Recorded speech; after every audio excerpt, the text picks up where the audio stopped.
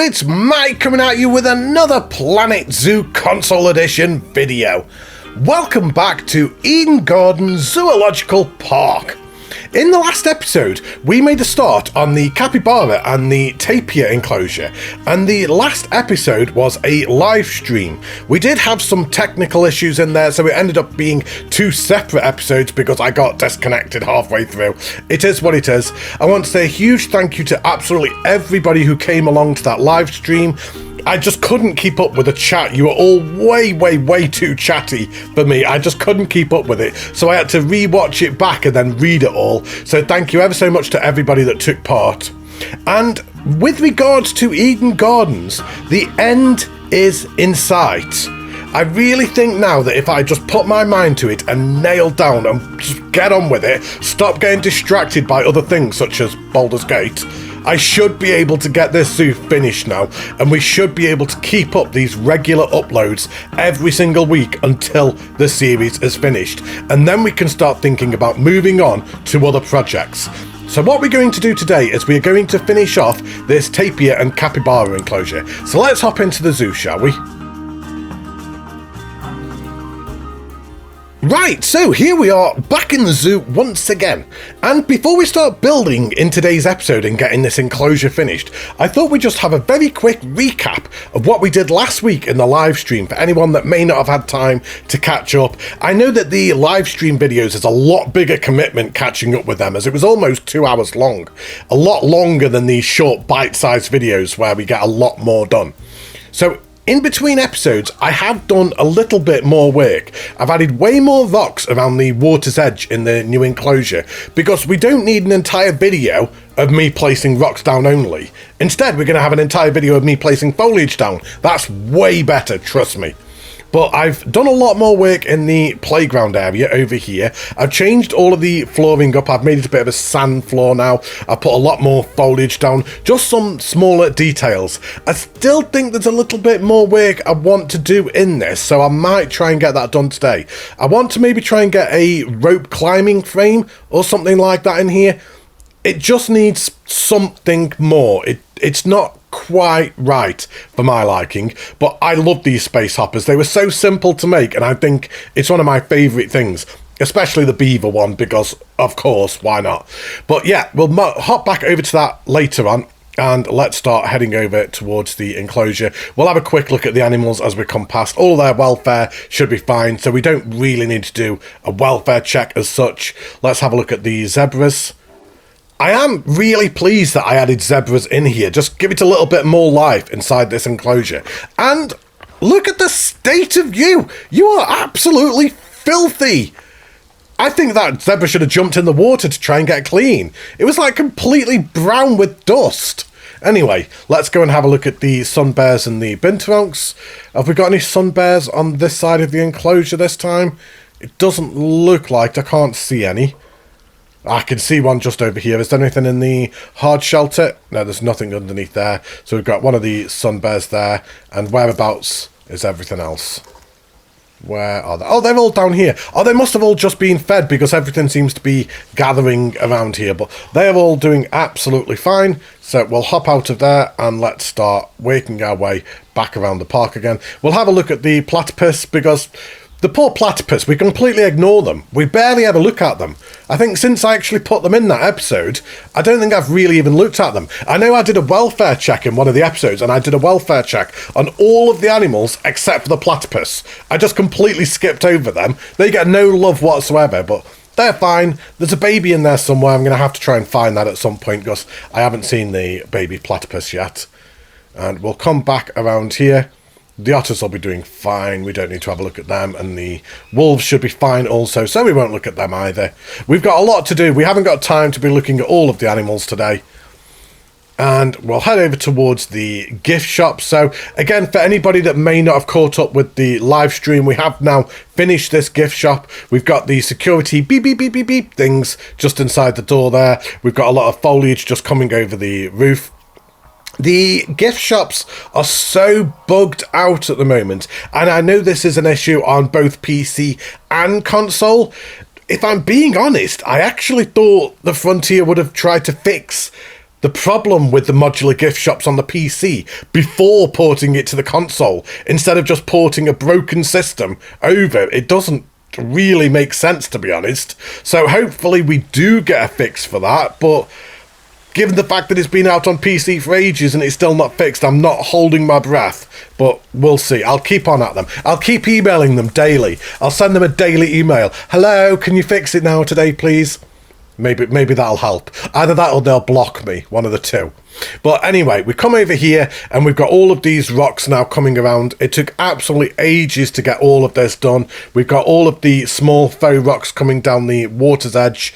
And I think you can now see why I was so excited and so hyped to get the aquatic pack with the faux rocks. I know a lot of people were saying, Matty, why are you so bothered about the faux rocks? What's the difference with them? Why are they so good? And now I think you can see why I was so eagerly anticipating that pack just for them alone. They're absolutely amazing. They're so versatile what you can do with them. But we've got all of the capybaras appearing to go for a swim. I've also come all the way down here, just either side, placing the rocks. And we've also got the staff room on the back, but I think I'm actually going to delete that and then maybe do a new one possibly, but we'll address that later on. So we do need to make a start on this. We've got a lot of work to do today. I actually want to try and make a bit of a South American rainforest. I'm not sure how easy that's going to be, but we're going to give it a try. So the first thing we're going to do before we even start building is we're going to go through and delete all of the enrichment items that I placed down. I only ever placed these as a temporary measure just to try and keep them happy, and the intention was to always delete them all and then place them properly once I've finished.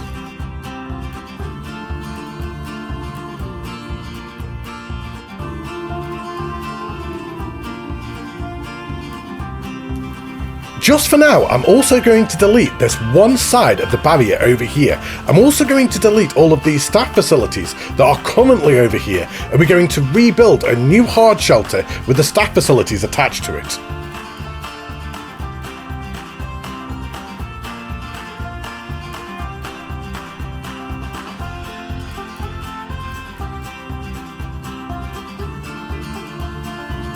We just need to go through and smooth out a little bit more, as some of the terrain was a little bit jagged in areas. And then what we're going to do is we're going to take the terrain paint and we're going to draw.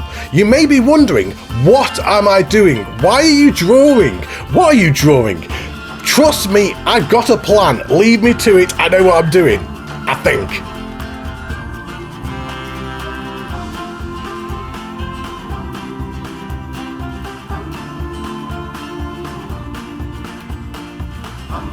With my random doodles now done on the floor, now we're going to go all the way around the side of the doodles, putting loads of foliage on either side.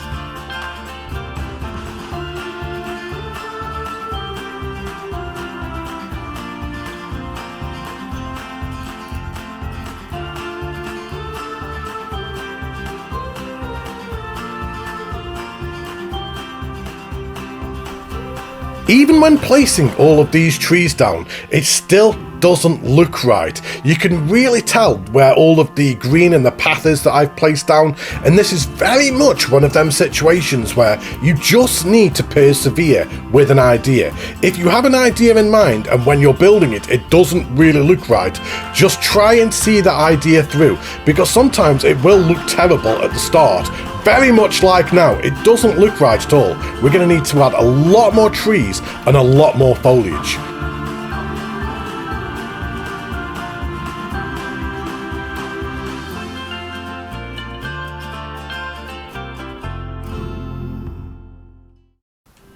I'm now just going through all of the green areas that I've left behind. This is why I'd left them green, so I know the areas that I really want to put loads of foliage down and then leave them paths open. I'm using a lot of fern pieces, a lot of ivy pieces, just to try and make a realistic forest floor.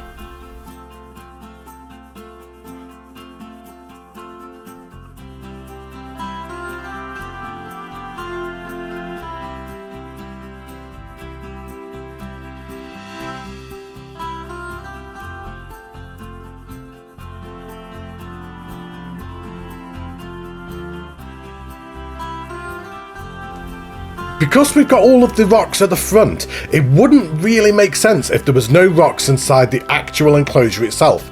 It may feel a little bit jarring to have all of that rock front, but then no rocks coming down. So to make it look a little bit more natural, we're going to use the small faux rocks once again, and we're going to go down the side of all the paths, adding way more of these down.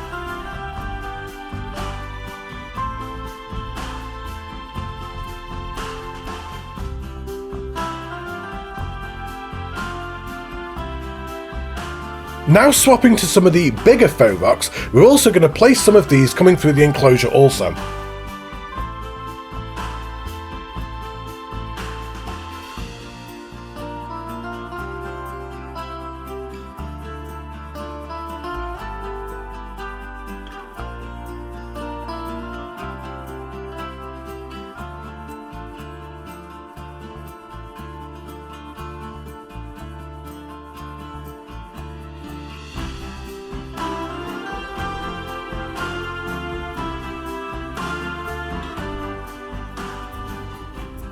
And with that, I think the majority of the enclosure is now done. There's still a couple of more smaller details that I want to do. Maybe we'll put some vines hanging in between the trees or something like that, but the majority of the enclosure is now finished. So as you can see, we've got these paths that the capybaras and the tapirs will be able to walk around the enclosure. I've intentionally put some foliage in the middle where they won't be able to just cut through. So they can cut through some of it, but not all. But I've also left a path towards the front of the enclosure so the guests will still be able to see the animals, because if I just filled out the entire thing, you would have never actually seen any of them in there, and there would have been way too much foliage to even see the animals in the first place. But as we come down here, this is where they're going to be able to access one side of the water. So we've got the giant lagoon over here, and then we're going to put the restaurant just on this big green area over here with a viewing area, so you can be able to see inside the enclosure on that side, and they'll also be able to see into the crocodile enclosure on the other side. If we go into an actual guest POV and then have a look over to see if we would be able to see the animals, I think we're going to get a really nice view of them from down here. And as we work our way around the enclosure and then look over this side, with it being a little bit more shaded, you'll probably get a really nice view of them on this side. So we'll hop out of here. Now, one thing that I did do off camera, because I'll be honest, I was actually getting a little bit bored of placing foliage because it took me hours to do all of that, is I actually did a little bit more work to the playground, and I actually think this is now pretty much finished. So I've moved things around a little bit. I've also added a rope climbing frame. I added a new little, I think they're called the space hoppers, the little thing that you sit on and they rock back and forth. I've added a zebra one of them, and we've got this rope climbing frame right in the center. There's way more foliage coming all the way around the outside, and I think we can call this now done. So towards the back of the playground and then going around the train, we'll add some free roaming deer over there. But let's head back over to the other side of the zoo, and I think we'll just very quickly add some more vines in, put these final few details in so we can call this enclosure finished. And then in the next episode we can then start thinking about moving towards a new enclosure, which I think is going to have to be beavers. I'm going to have to put beavers in this zoo. I've just got to put beavers in every zoo I ever do now. So let's add some of these vines in, shall we?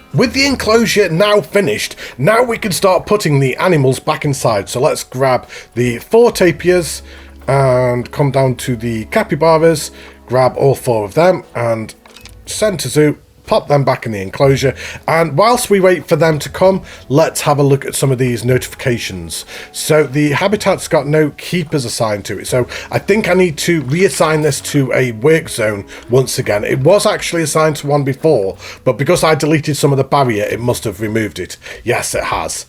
So let's add that. It's saying that there's no staff room in the work zone. We will rectify that. I'll probably do that off camera. I'll put the hard shelter and the staff facilities just next to this. I'll do that off camera, so in the next episode we can then think about moving towards the next enclosure. I really want to wrap this episode up by episode 30, so there are going to be a couple of little things that I will do off camera. We're just making sure that the research is being done. Jonathan! Go on the research! But he's already on it, so it's fine. Right, whereabouts are these animals? Come on, Chop Chop! Where are you? We've got time sped up. Are you bringing one? No, you're not. Oh, here they come. Because we need to see if the animals are now going to be able to navigate this enclosure. Now I've put all of the foliage down. I'm hoping it works. I hope it does. Right, let's click on the tapir first. You're the bigger of the two. So let's see if you can navigate it. If you can navigate it, then the capybara should have no problem whatsoever. And that all looks good to me. I think they can get all the way around. Oh, that's amazing. Awesome. Yeah, they can get all the way around there. That's fantastic. And they've got enough land. They've got enough water. And the terrain is actually all spot on. Go figure. Wow, I didn't expect the terrain to all be right, given the fact that I didn't do that specifically for them. I just went with whatever I wanted, and it just ended up being right. Whereabouts is a capybara? I think there's already one in the enclosure, but it's going to be in the underbrush somewhere, and I'll just keep clicking the foliage, and I'll get annoyed, so I won't do that. So the only thing that you're missing is a hard shelter. You've got enough room, the terrain is all good for you, and your traversable area is all fine as well. So there are the escapable areas, but I do now have escapes turned off. And the reason that I did that is because I think all of the foliage that I placed underground to keep the peafowls in their open enclosure, I think that may have also been causing some problems in this zoo. So I turned off escapes, and then I've deleted all of the foliage that I placed underground, keeping them peafowls in their enclosure. So if you do have invisible barriers and turn the escapes off, they won't even be able to escape through them, which is really good to know. But I'm really happy with how this has all turned out. It was a lot of work, probably around 3 or 4 hours of placing foliage and rocks only. But before we end the episode, let's pop your enrichment items back down, shall we? So we're going to need the food, aren't we? And we're also going to need to make sure that the water cleaner and the water heater actually reaches over here. I think the one that we've got next to the prairie dog enclosure should probably reach over here.